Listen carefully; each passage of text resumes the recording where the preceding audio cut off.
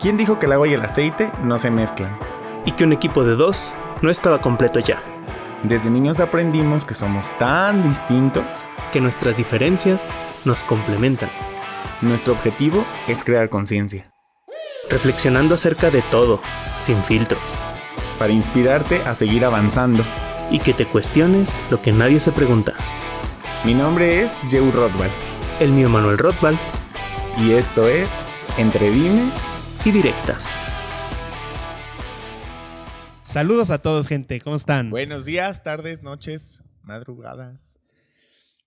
Creo que aquí no habíamos hecho el nueva saludo, grabación fíjate. con mejor producción de este podcast, su podcast favorite, Su podcast probablemente, favorito de su transformación. podcast, tal vez no favorite, no importa.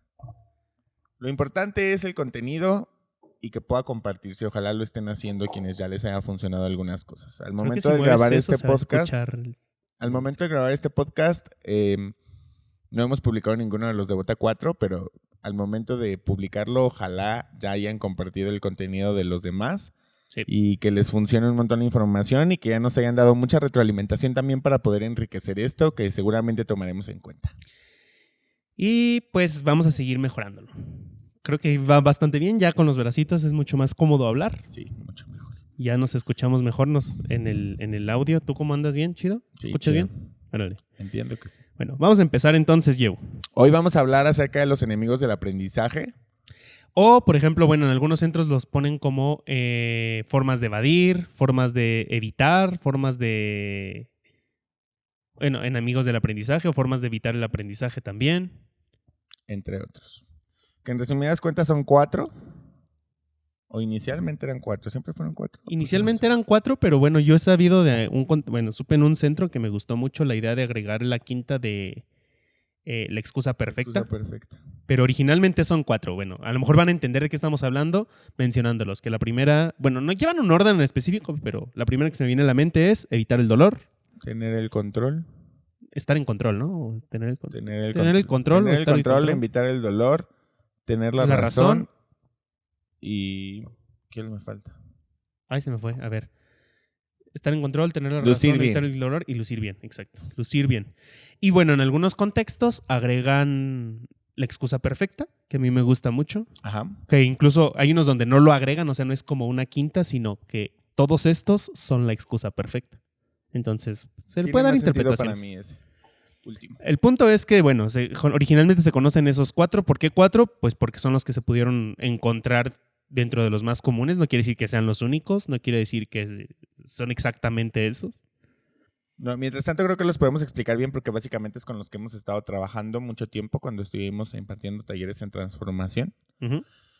Y pues creo que es importante indagar en que realmente son aspectos que si los tomas conscientemente y los practicas cotidianamente pueden traer resultados muy grandes a las personas que los llevan a cabo. O sea, que los trabajan conscientemente. ¿Cómo?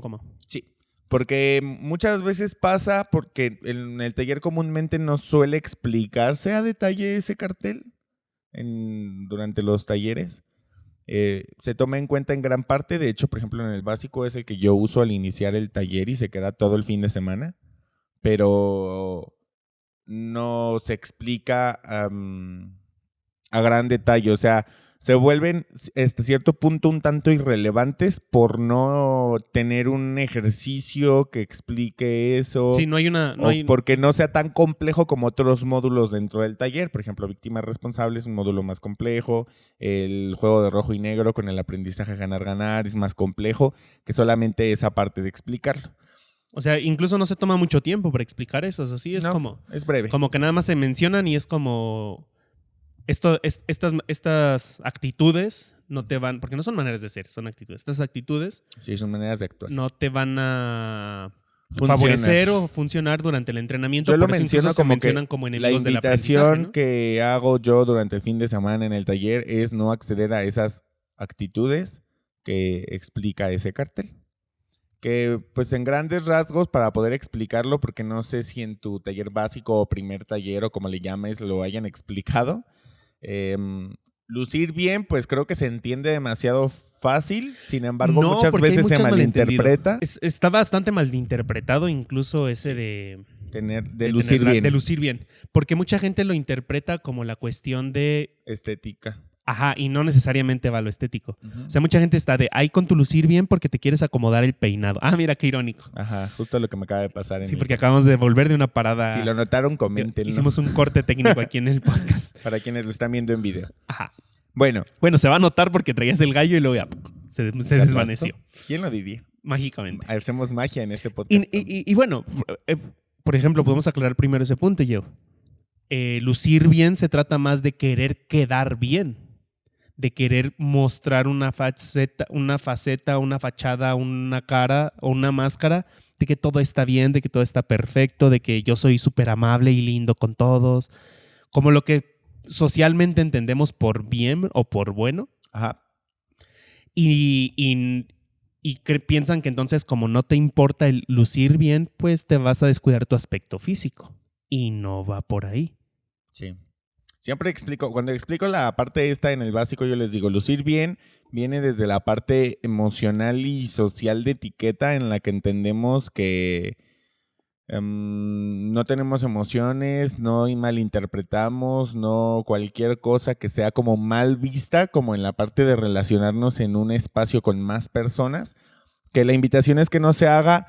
No necesariamente porque sea malo, porque muchas veces se puede utilizar esta herramienta cuando no quieres dar detalles y es muy válido no dar detalles de las cosas, claro, cuando no es necesario hacerlo. Y no es obligación, porque luego a veces en transformación crítica, ¿no? De que te obligan a sacar los detalles turbios de tu vida y es de no. Es a lo que voy. En un contexto en el que el espacio precisamente se presta para trabajar con tu desarrollo personal, pues se invita a que seas auténtico para que si encuentras que hay algún fallo o algo que no está funcionándote en algún aspecto en tu vida que vendes públicamente como que está bien o como que funciona cuando realmente no es genuino, pues identifiques que ahí se encuentra para que puedas trabajar con él.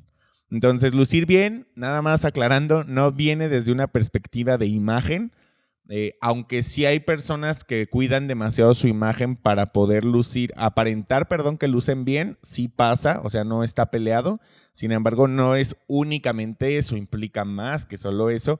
La importancia sobre todo es hacerlo consciente y no utilizarlo para evadir o evitar o sobrevivir a las cosas que suceden en tu entorno. O sea, sí, es cierto, también a veces es manejado así, ¿no? Formas de sobrevivir y no vivir. Uh-huh. Entonces, ese es el primero. Después tenemos tener el control, que ese se explica mucho con el ejercicio de las venciditas.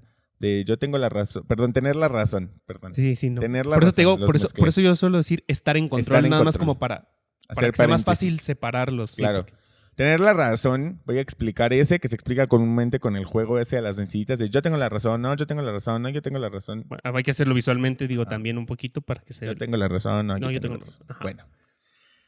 Y bueno, parte de esto también es porque el motivo por el que se explica para el taller es porque debido a que van a haber una lluvia de ideas porque el entrenador tampoco tiene la razón y si te tocó un entrenador que jugaba ese juego lo lamento mucho, en realidad no debería de pasar, pero me encanta porque también pasa. Muchos de los que traen el contexto cuántico de John Hanley, cuando expresan algo que incluso saben que es algo como o polémico o que simplemente es una nueva perspectiva, un punto de vista, me encanta porque es como, solo es una conversación.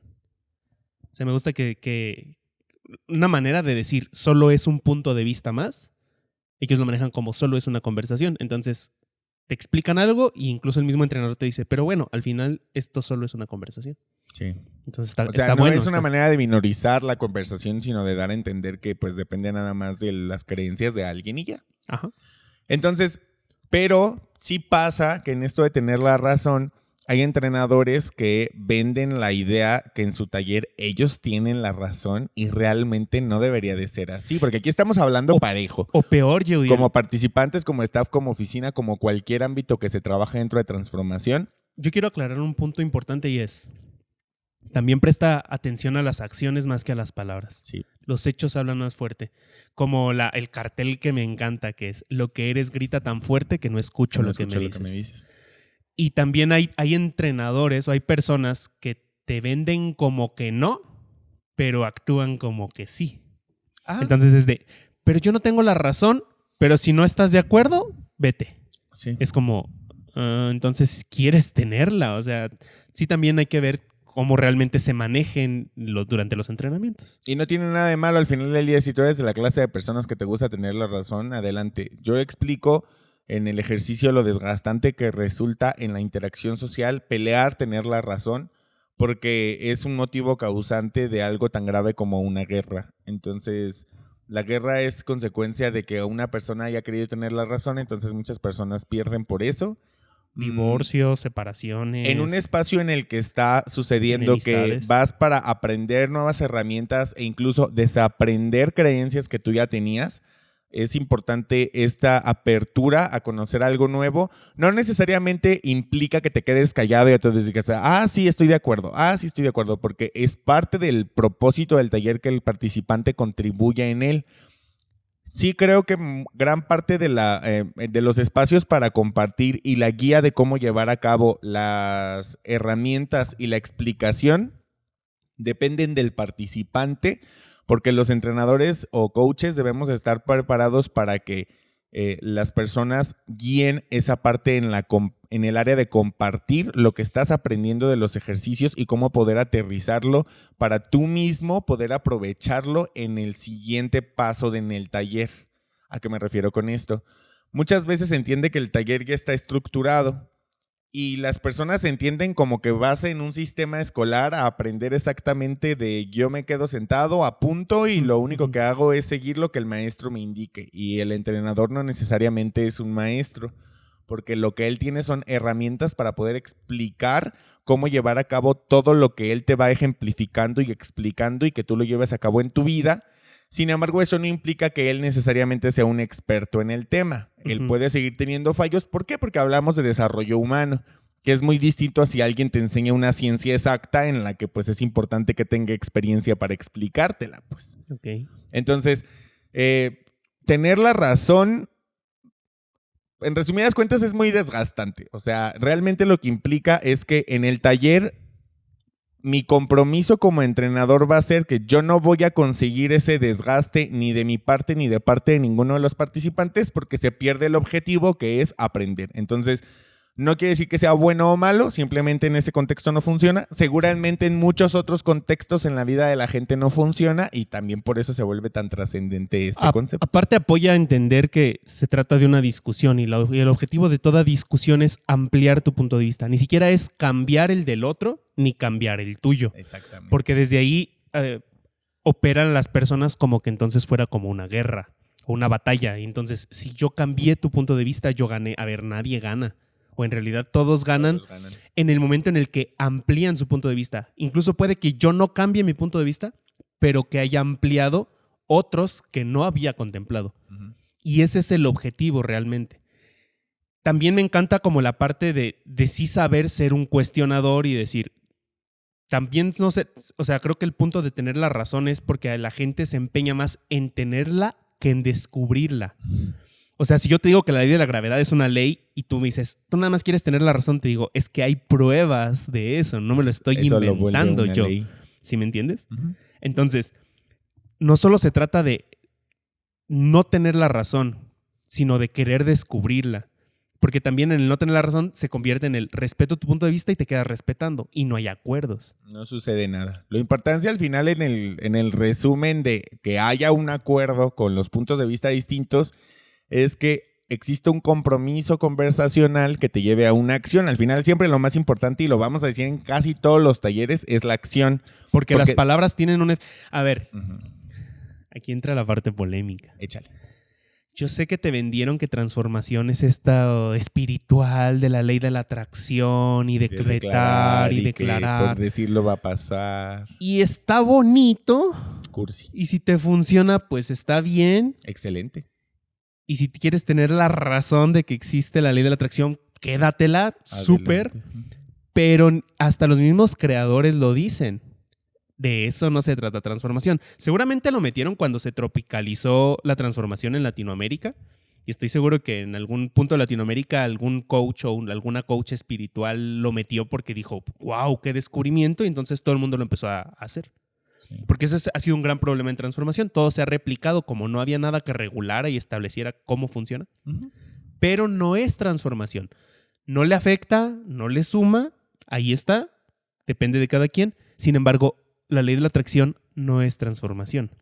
Los transformados no necesitamos creer o actuar con la ley de la atracción. Porque se supone que no se busca ningún dogma ni nada de eso. Exacto, porque entonces es convertirlo en otra religión, en una religión, pero con otras palabras. Ajá. Entonces ya deja de ser Dios, es el universo. Yo tengo entendido, salvo que alguien de los creadores venga a decirme lo contrario, es laica.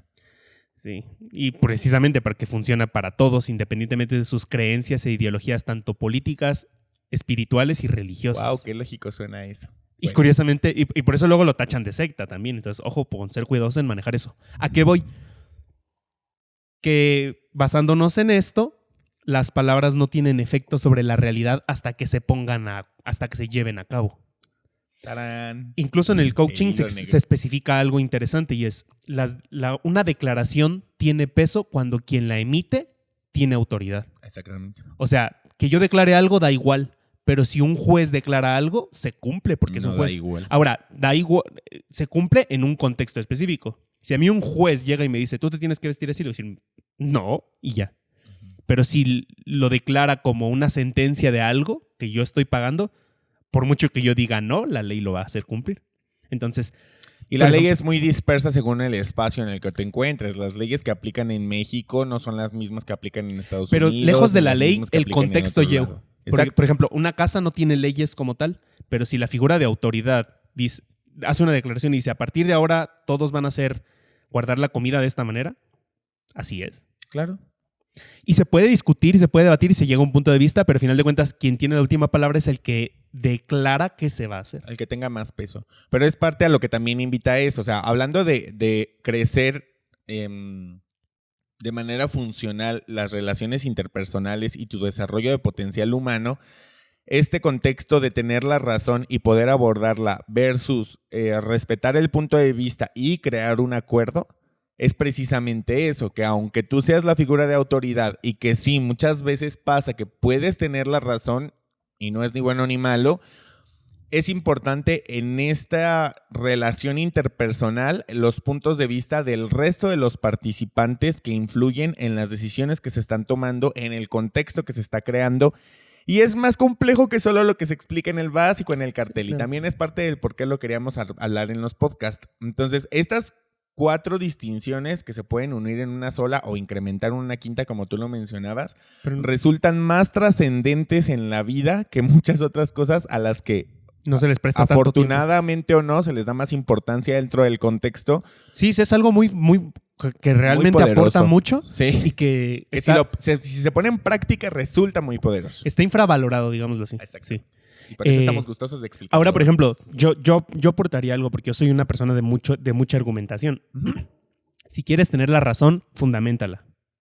No nada más porque tú lo dices. Que es lo ideal. En lo que sea. Seas transformado o no. Ajá. Lo puedes hacer. Sí. Aunque seas un ser humano. Sí, porque tampoco se trata de no querer. O sea, es este punto intermedio de imponer tu punto de vista y que te valga madre y que dices, ay, piensa lo que quieras. No, sí hay una parte de responsabilidad de no voy a dejar que pienses lo que quieras si lo que piensas te afecta a ti o me puede afectar a mí también. O afecta a otro. Ajá.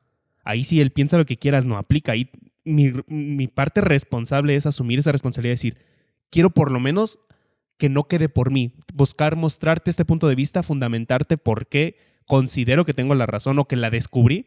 Porque consigue algo. Ajá. Y si aún así no la aceptas, es como, bueno, ya no quedó por mí. O sea, tampoco te voy a obligar. Claro. Y es ese punto de no imponer tu razón, pero tampoco que sea así de, ay, a mí no me interesa tener la razón. Va a cobrar más sentido esta explicación cuando hablemos de la línea de la elección, porque ahí se explica un poco más con respecto de los votos y todo esto. Pero, digo, nos desviamos ya de declaraciones y cosas así. Sí, nos faltan 2. Es precisamente lo que quiero rescatar. O sea, que realmente este tema tan simple, o que parece ser tan simple, abarca un montón de espacios dentro del contexto. Entonces, por eso quisimos explicarlo ahora, ya que hablamos de víctima responsable, porque actuar con respecto de estos 4 o 5 distinciones es una manera responsable de responder hábilmente, de manera efectiva a las situaciones que suceden en mi entorno con respecto a las relaciones con los demás. Entonces, ya explicamos las primeras 2, vamos a la tercera. Que es estar en control. Estar en control. Esa me parece que a lo mejor no es tan compleja, pero resulta ser que sí es una de las que más les gusta poner en práctica a varios de los asistentes.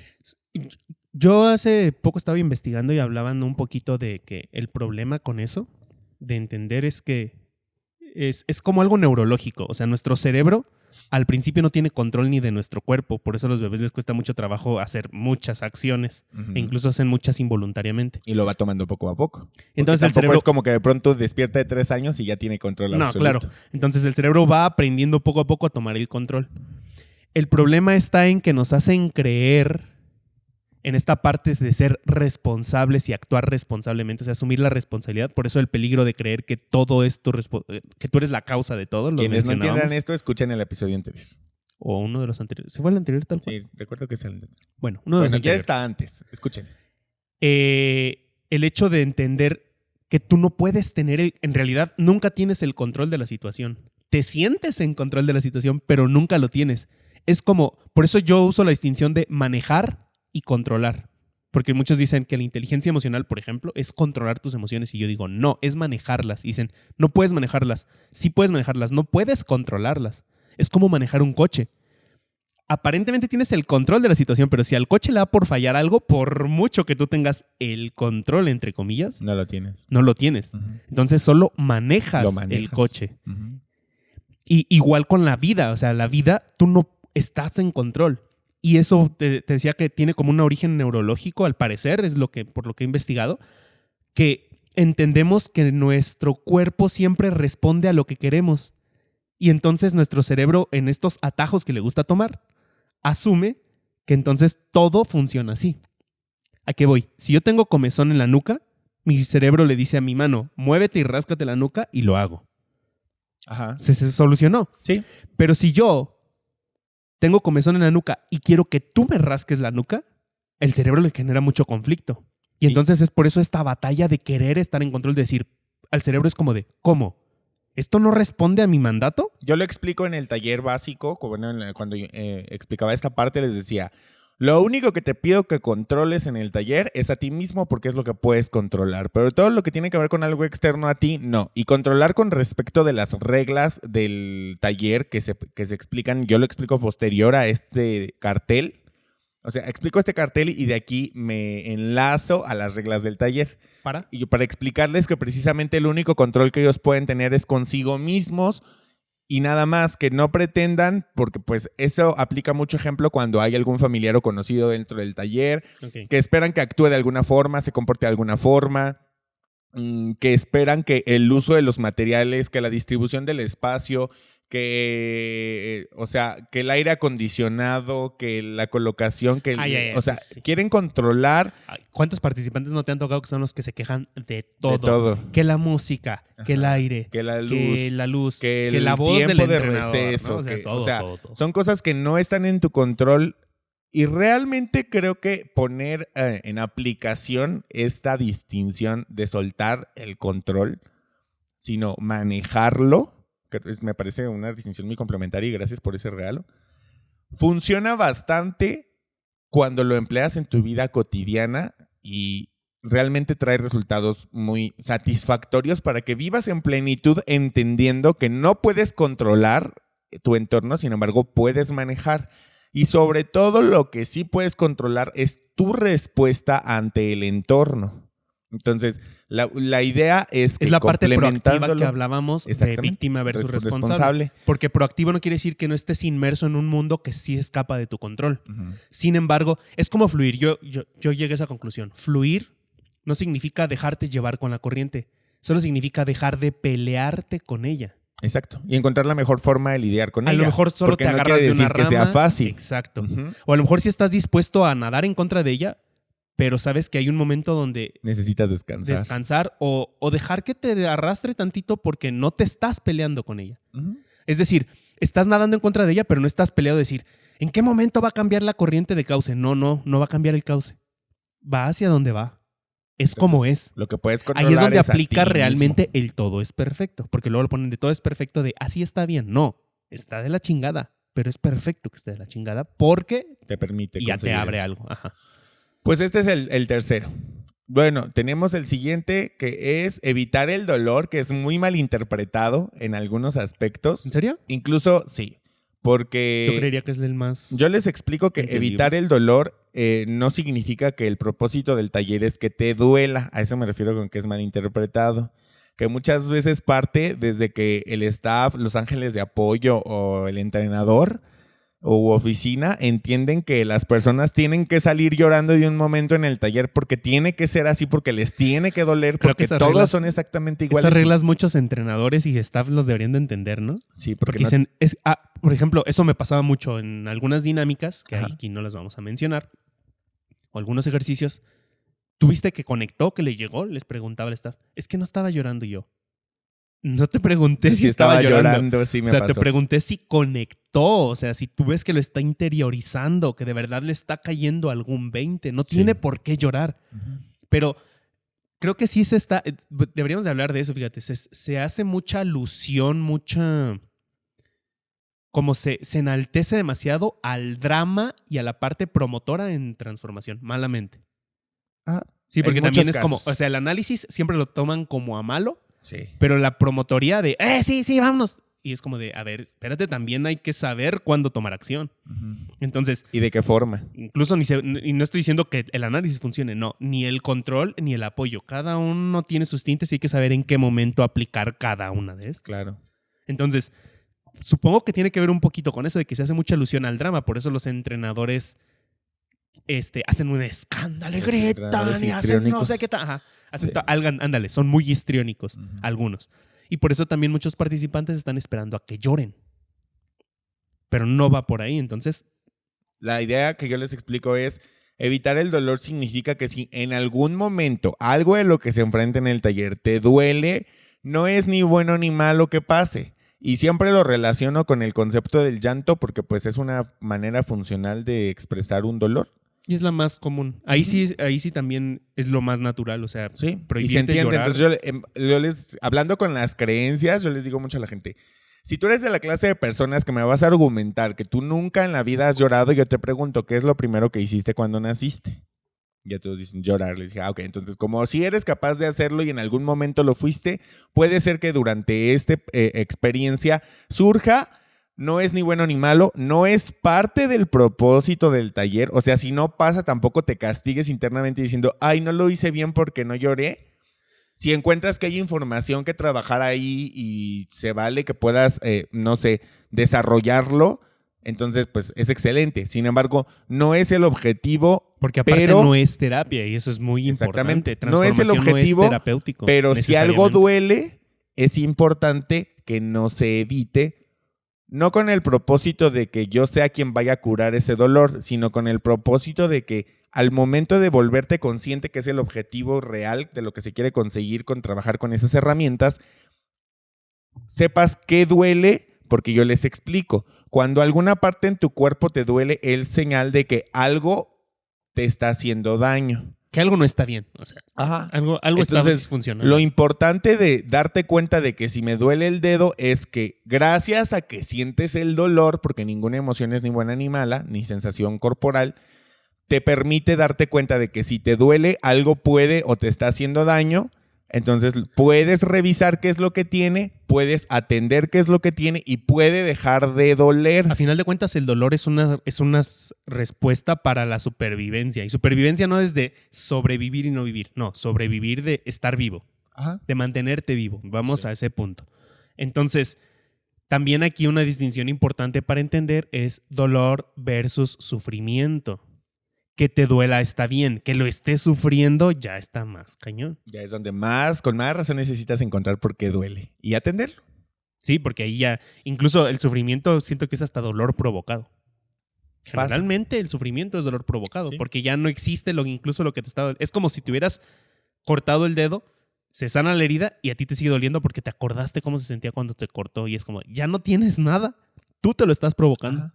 Pero la invitación precisamente es no evitarlo, porque por evitar sentirlo es como ignorarlo y por eso mismo la gente no se da cuenta y al no darte cuenta, obviamente, y suena muy humano, no lo atiendes. Entonces, el propósito objetivo de eso es atender precisamente lo que encuentres tú que te está causando dolor para saber qué es lo que puede o te está haciendo daño y cómo puedes trabajarlo de manera efectiva. Que no quiere decir que porque lo trabajes no va a volver a suceder. Una persona se puede romper el dedo muchas veces.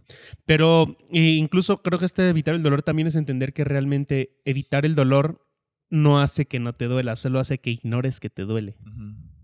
Es esta ideología de que controlas tus emociones y no las controlas. Las manejas. Incluso reprimirlas, que es lo que haces al controlar, entre comillas, termina provocando algo mucho peor. Y si no, bueno, amigos psicólogos, desmiéntanme si me equivoco, pero cualquier emoción, no solo las catalogadas negativas, porque no hay emociones negativas, cualquier emoción que se reprima llega a un punto donde se desborda. O sea, no necesariamente como que el dolor se convierta en tal cosa, la tristeza en tal cosa. También, o sea, la emoción, la alegría, el éxtasis contenido, o sea, se termina desbordando y puede provocar algo también muy peligroso. Y pasa y ha pasado. Entonces hay que ser muy cuidadosos. Creo que ya se nos comió el tiempo. Es un tema muy, muy bueno de las 4 formas de sobrevivir, de no vivir, de evitar, enemigos del aprendizaje, de evitar, de evadir, como lo conozcan. La excusa perfecta, que sería como para cerrar, me gusta porque es como siempre, o sea, si quieres mantenerte en una de estas 4, siempre vas a encontrar la excusa perfecta. O sea, vas a dar hasta argumentos y puede tener mucho sentido, pero el entrenador, como estamos buscando llevarte a un punto de vista al cual no habías ido normalmente, cualquier cosa, aunque esté bien fundamentada, te la vamos a tumbar, no porque no quiera que la pienses, solo quiero que sueltes eso. Sí, ni porque estemos compitiendo ni nada. Al final, la vida del entrenador no cambia si tú no dejas de hacerlo. La idea es nada hacerlo. más, suelta esa idea, explora esta y ya después vuelve a tu idea, no hay bronca, pero ya exploraste otra. O sea, solamente esa es tu excusa perfecta. Me gusta porque siempre se explica es que yo no puedo porque tengo cosas que hacer y aparte el trabajo y aparte tengo muchas deudas y esa es una excusa perfecta. Y ya, con eso se la matas porque es una excusa perfecta a final de cuentas. Y es una forma de quitarse la responsabilidad, cuando simplemente podría decir, no, elijo no hacerlo, que es bien diferente. Exacto. ¿Por qué no eliges hacerlo? Y puedes decir la misma fundamentación.